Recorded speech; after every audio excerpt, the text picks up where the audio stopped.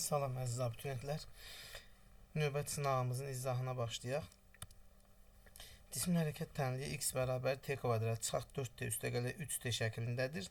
Cismin sürətinin proyeksiyasının 6 olduğu anda koordinatı nəyə bərabərdir? Əvvəlcə koordinat tənliyinə sürət tənliyinə keçirik. Bunun üçün törəməsini alırıq. Törəmə v bərabərdir 2t çıxaq 4 olar. Sürətin qiymətini 6 nəzərə alırıq. Çıxaq 4. Deməli, buradan tapırıq ki, t bərabərdir 5 saniyə.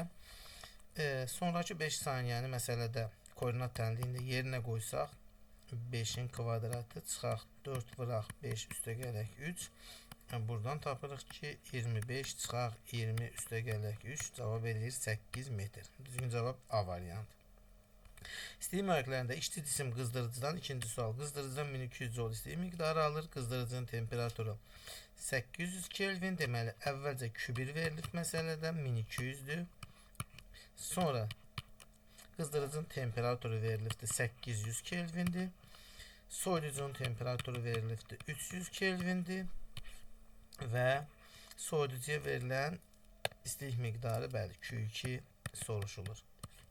İstilik mərklərinin faydalı şəmsalı 1 çıxaq T2 böl T1 və yaxud da faydalı şəmsalı bərabərdir 1 çıxaq Q2 böl Q1 kimi yaza bilərik. Çünki belə faydalı şəmsalları var. Faydalı şəmsalları eyni olduğuna görə T2 böl T1 bərabərdir Q2 böl Q1 yaza bilərik. T2 300'dür. Məsələn şərtində verilibdir. T1 800'dür. Bərabərdir. Q2 soruşulur. Q1 də 1200'dür. Buradan sıfırları ixtisar aparsaq 8 12 vur 3 36, yəni Q2 bərabərdir 3600 bölünsün 8. Bu da eləyir 450. Düzgün cavab D variantı. Növbəti sual. Xüsusi istilik tutması olan metal kürəcik sərbəst düşərkən yerlə zərbə nəticəsində tam enerjinin K faizi daxili enerjiyə çevrilir. Əgər tam enerjinin daxili enerjiyə çevrilməsəydi, biz birbaşa MGH bərabər Cm delta T yazardıq. İndi K faizi daxili enerjiyə çevrildiyinə görə K faizini nəzərə alırıq. Kütlələr ixtisar gedir. Bizdən hündürlükdən düşdüyü soruşulur. O zaman H bərabər də olacaqdır. C delta T vurulsun 100 bölünsün J K faizi. Düzgün cavab A variantı. Şeyh nöqtəsinin hansı hadisədə baş verir? Bu da qarışdırmayaq. A bəndi böhran temperaturudur. Maye ilə doymuş buxar arasındakı fərq itir. Amma C variantı doymamış buxarın doymuş buxara çevrildiyi, keçdiyi temperaturda şeyh temperaturudur. Növbəti 5-ci suala baxırıq. Düz xətli bərabər sürətli hərəkətdən maddi nöqtə 5 saniyə ərzində A nöqtəsindən B nöqtəsinə gəlir. A nöqtəsindən Y oxu üzrə mənfi 30 metr, çünki 35-dən 5-ə gəlibdir. X oxu üzrə isə 45-dən 5-ə gəlib 40 metr yol getmiş olur. Ümumilikdə 5 saniyə gedibdir. İndi hər birinin oxlar üzrə sürətlərini tapacaq. Vx bərabərdir S bölünsün T, yəni Sx bölünsün T 40 bölünsün 5 Vx'i 8 eləyir. Vy bərabərdir Sy bölünsün T, yəni mənfi 30 bölünsün 5 mənfi 6 edir.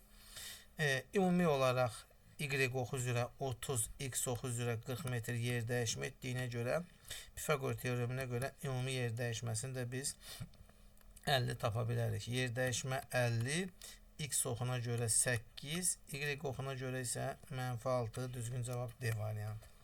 Verilmiş radyo çevre üzrə bərabər sürətlə hərəkət edən maddi nöqtənin xətti sürəti 2 dəfə artanda dövrətmə periodu. Bu məsələdə deyilənlər V bərabərdir 2 pi R bölü T düsturunda cəmləşir. Bizdən maddi nöqtənin xətti sürəti 2 dəfə artanda periyodu necə dəyişdiyi soruşulur. Tərs asıldır deyil, 2 dəfə azalar. Düzgün cavab C variantı. 7-ci sual. Müxtəlif kütləli cisimlər eyni qüvvələr təsir edir. Cisimlər sükunətdədir. Biz bilirik ki, dartı qüvvəsi sürtünmə qüvvəsinə bərabər olur. Nə vaxta kimi?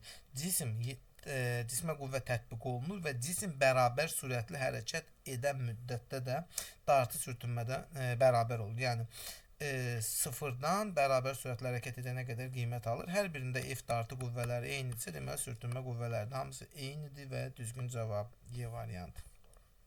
Enerji maye və qaz axınına verilməsi bu asanlıqla məlumdur ki, konveksiyadır. Yükü hündürlüyü 30 cm uzunluğu 50 sm olan mail müstəvizə bərabər sürətlə qaldırarkən mail müstəviyə paralel yönəlmiş 1,5 Newton qüvvə tətbiq etmək lazım olur. Faydalı şəm. Demək, mail müstəvinin faydalı şəmsalı bərabərdir. P çəki vurulsun H bölünsün F dartı vurulsun L vurulsun 100%. Bizdən çəki soruşulur. Yükün çəkisi soruşulur. P bərabərdir. F dartı vuraq, L vuraq faydalı şəmsalı bölünsün H vurulsun 100 bərabərdir. Dartı qüvvəsi 1,5-dir. Uzunluğu 50 sm, yəni 0,5 metr. Faydalı şəmsalı 80% bölünsün hündürlüyü 30, yəni 0,3 metr vurulsun 100%. Deməli, vergülləri buradan açsaq, 3 ilə 15 ixtisar gedib 5 qalacaqdır. Bu sıfırları da açsaq, sonuc olacaqdır.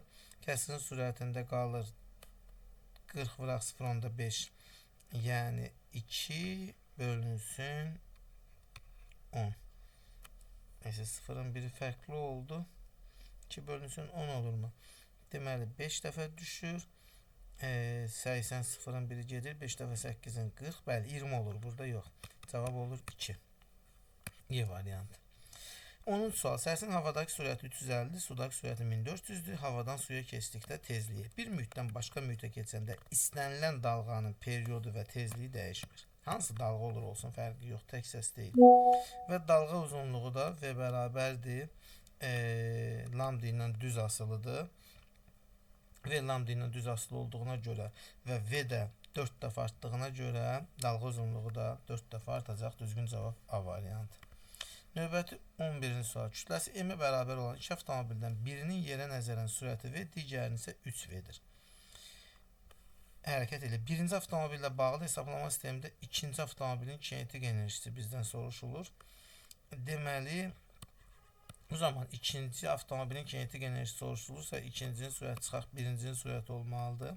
İkincinin sürəti 3V'dir. Bir-birinə əks istiqamətdə hərəkət elədiyinə görə çıxaq V bərabərdir. V2 1 yazacaq bunu. Bərabər deyilir 4V. Bu zaman kinetik enerjiyə yazarıq. M bölünsün 2. 4V'nin kvadratı. Bu da eləyəcək 16MV kvadratı bölü 2. 8MV kvadratı. Düzgün cavab Y variantı. Joule bölü kilogram. Növbəti 12-ci sual. Joule bölü kilogram xüsusi yanma istiliyinin, xüsusi ərimə istiliyinin vahidləridir. Cismin istilik tutumunun vahidi Joule bölünsün Kelvindir. Maddənin xüsusi istilik tutumunun vahidi Joule bölünsün Kelvin vurulsun moldur. Demək, bizə lazım olan 1 və 3. Düzgün cavab Y variantı. Növbəti 13-cü sual. Qabda sıxlığı ρ olan maye var. A nöqtəsində hidrostatik təzyiq hansı fayda ilə təyin olunur? Biz bilirik ki, hidrostatik təzyiq maye stolun hündürlüyündən asılıdır. Daha doğrusu dərinliyindən asılıdır. P bərabərdə A nöqtəsinə nə qədər dərinlikdədir? Rho, hər ikisinin sıxlıqları eynidir. Bütün mayələrin. J və burada da H1 üstə gələk H2 yazacaq. Çünki səthdən olan hündürlükdür. Düzgün cavab C variantı. Növbəti 14-cü sual. Cisim çevirici bərabər sürətli hərəkətdə mərkəzə qaçma təcilinin bucaq sürətindən asılılığı və radiuslar arasında bizim düsturumuz A bərabərdir omega kvadratı yerdə ifadədən görünür ki, mərkəzə qaçma təcili bucaq sürətindən kvadratik asılıdır. Burada da parabolanın üzərində verilibdir. Deməli, 1 nöqtəsi 3 nöqtəsinə bərabərdir. Düzgün cavab B və yaxud da C variantlarından biridir. Əslində burada 2 nöqtəsi üstündə yazsaq belə çəkmiş olarıq və yaxud da çəkmədən də hesablaya bilərik. 2 və 3 nöqtələrinin aları eynidir. İşarə məsələdə görünür. 2 və 3 nöqtələrin aları eynidir. Və 2 nöqtəsinin omegası kiçikdir. Omegası kiçik olanda radiusu böyük olmalıdır. Deməli, 2 nöqtəsinin radiusu kiçikdir. Düzgün cavab başlayın, səhv elədik. Deməli, omegası kiçiksə, üzr isə böyükdür. 2 nöqtəsinin omegası kiçikdirsə, deməli, 2 nöqtəsinin eri böyükdür. Düzgün cavab B variantı olur. Növbəti 15-ci sual. X oxu boyunca hərəkət edən maddi nöqtənin sürətinin proyeksiyanın zamanla asılı qrafiki verilmişdir. Maddi nöqtə neçə dəfə hərəkət istiqamətini dəyişib? Biz bilirik ki, VT qrafikində hərəkət istiqamətini dəyişmək dayanıb geri qayıtmaq deməkdir. Yəni və yaxud da belə deyək də VT oxunu neçə dəfə kəsdiyi idi. Məsələyə görə VT oxunu 3 dəfə kəsib, üzr sayın, 3 dəfə kəsdiyinə görə düzgün cavab 3C variantıdır. Növbəti 16-cı sual. Müəyyən sürətlə hərəkət edən cismin trayektoriyasının 1, 2, 3 nöqtələrində çəkiləri arasında hansı münasibət var? Birinci üfüqi müstəvidir. Üfüqi müstəvidə çəki MJ-dir. İkinci çökük körpüdür. Çökük körpüdə təcil çevrənin mərkəzinə, yəni bu məsələdə yuxarı yönəldiyinə görə ikinci halda olacaqdır. J üstə gələk A vurulsun M, təcil yuxarı gedir. Üçüncü halda isə təcil mərkəzə getdiyinə görə aşağıdır, P bərabərdir. MJ minus A. Deməli, ən çox ikincidir, sonra birinci, sonra isə üçüncü. 2 böyükdür, 1 böyükdür, 3. Düzgün cavab D variantı. Növbəti 17-ci sual. Şəkildə göstərilən nöqtələrdə hansında bərabər qeyd olunubdur? Hansı vaxtda yeyinləşən hərəkəti olubdur? Əslində burada yəqin ki, bərabər yeyinləşən nəzərdə tutulur. Birinci hal görürük ki, bərabər sürətlidir. Nöqtələr arasındakı məsafə eynidir. İkinci halda bərabər sürətlidir. Üçüncü halda nöqtələr arasındakı məsafə eynidir. Sadəcə axırda biraz artıbdır. Çünki bura qədər bərabər sürətli gəlib, sonra bərabər yeyinləşən olub. Bu da əslində düzgün deyil, çünki əvvəldən başlamalıydı. Növbəti 4-cü sualda isə əvvəlcə sürətlə gedib, sonra başlayıb aralarındakı məsafə azalmağa. Deməli, bu da bərabər yavaşlayandı. Yəni, heç bir zolaqda yeyinləşən hərəkət yoxdur. Növbəti 18-ci sual. Maddi nöqtə 4 qüvvənin təsirlə bərabər sürətlə hərəkət edirsə, biz 4 qüvvənin cəmini sıfıra bərabər edə bilərik. Çünki bərabər sürətlə hərəkətdə əvəzləyici qüvvə sıfırdır. F1 və F2 qüvvələrin əvəzləyicinə 2F3 yazılır. Məsələdə belə istənilir. Üstəgələk 2, deməli F3 üstəgələk F4 bərabərdir 0. Bu zaman olacaq 3F3 bərabərdir mənfi F4. Bizdən isə F4 qüvvəsinin modulu soruşulur. O zaman 3F3 eləyir. Düzgün cavab D variantı. Növbəti 19-cu sual. Maddələrin zərrəciklərin nizamsız hərəkət nəticəsində toxunan cisimlərin bir-birinə nüfuz etməsi diffuziyadır. Yəni qarşılıqlı xarici təsir olmadan bir-birinə nüfuz etməsi diffuziyadır. 20-ci sual. Mayələrin diaqramının nöqtələrinə uyğun ρ1, ρ2, ρ3 sıxlıqları arasında. Bu da mayenin qabın dibinə göstərdiyi təzyiq mövzusuna aiddir. P bərabər ρJH-dır. Bu zaman P ilə H 1-2 nöqtələrində bərabər olduğuna görə bu nöqtələrin sıxlıqları eynidir. ρ1, ρ2-yə bərabərdir. Yenə də 2-3 nöqtəsinə baxsaq ki, bu nöqtələrin təzyiqləri eynidir. Təzyiqlər eynidir. Hansının hündürlüyü kiçikdirsə, onun rosu böyük olmalıdır, çünki tərs asıldır. Deməli, ikinci nöqtənin hündürlüyü kiçik olduğuna görə ikinci nöqtənin rosu böyükdür. Yəni, ρ1, ρ2-yə bərabərdir, böyükdür ρ3-dən. Düzgün cavab C variantı. Növbəti 21-ci sual. Şəkildə kristal maddənin ərimə və bərkimə qrafiki göstərilib. Hansı nöqtədə ərimənin qurtarmasına uyğundur?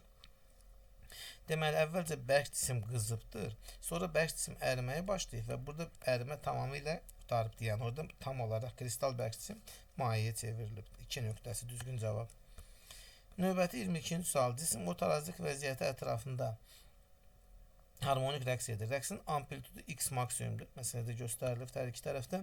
Trayektoriyanın hansı nöqtəsində təcil modulca ən böyükdür? Trayektoriyanın kənar nöqtələrində sürət sıfırdır. Ona görə də həmin nöqtələrdə təcil maksimumdur. Deməli, düzgün cavab 1 və 5. Düzgün cavab A variantı. 22-ci sual. 23-cü sual. Hansı qrafik qüvvə momentinin qüvvənin qolundan asıllığını ifadə edir? Qüvvə momentinin düsturu M bərabərdir FD-dir. Qüvvə momenti qoldan düz mütənasib asıldır. Düzgün cavab C variantı. Növbəti 24-cü sual. A nöqtəsinin fırlanma tezliyi N olarsa B və C nöqtələrinin tezliklərini təyin edin. Əgər A nöqtəsinin tezliyi N-dirsə və C nöqtəsi məsafə olaraq A nöqtəsi mərkəzdən R uzaqlıqda, C nöqtəsi mərkəzdən 2R uzaqlıqdadırsa, biz bilirik ki, balaca diskin tezliyi böyük olur. Balaca diskin tezliyi böyük olur. Əgər A nöqtəsinə n deyirsə, C-nin tezliyi ondan 2 dəfə az olar. Çünki radiusu 2 dəfə böyükdür. C-nin tezliyi 2 dəfə az olacaqdır. C-nin tezliyi 2 dəfə az olan bir variantda varmış. Və B-nin də tezliyi C-nin tezliyi. Ümumiyyətlə B-nin və C-nin tezlikləri bir-birinə bərabərdir. Onun üçün eyni disk üzərindədir. Tezlikləri bərabər olan burada bir A variantındadır, bir də Y variantındadır. A variantı ona görə olmaz ki, kiçik olan tezliyi böyük, böyük olan tezliyi kiçik olur. Növbəti 25-ci suala gəldik. Verilmiş kütləli ideal qaz üzərində qapalı proses aparılmışdır. Diaqramın hansı hissəsi xarici qüvvələrin ideal qaz üzərində müsbət iş görməsinə? Ümumiyyətlə, xarici qüvvələrin müsbət iş görməsi üçün mütləq həcm azalmalıdır. Qaz sıxılmalıdır ki, xarici qüvvə müsbət iş görsün. PV bərabərdir T ifadəsində, T bərabərdir, V bərabərdir T bölünsün P-dir. Həcmin azalması burada 2 şərt üzərində ola bilər. Birində temperatur sabit qalıb, təzyiq artmalıdır. İkinci şərtdə isə təzyiq sabit qalıb, temperatur azalmalıdır. Baxaq, təzyiqin sabit qaldığı hissə 2-3 hissəsidir və burada temperatur artır, deməli 2-3 deyil. Və bir də 4-1 hissəsidir, təzyiq sabit qalır və temperatur azalır. Deməli, biri 4-1-dir, yəqin ki, yalnız 4-1 olacaqdır. Digərdə temperatur sabit olub, təzyiq artan hissə yoxdur. Temperatur sabit olub, təzyiq azalan hissə var. Düzgün cavab A variantı. Belə. Çox sağ olun. İnanıram ki, sizin üçün az da olsa kömək etmiş olduq.